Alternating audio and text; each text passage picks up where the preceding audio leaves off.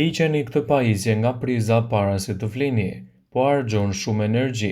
Kjo pajisje konsumon energji elektrike si një frigorifer dhe të gjitha kemi në shtëpi.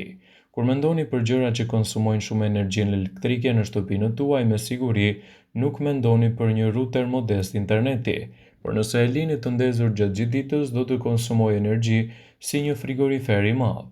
Prandaj duhet i kushtoni vëmendje efikasitetit energjik të ruterit përpara se ta blini dhe të siguroheni që ai të ketë konsum të ulët dhe energji më të mirë.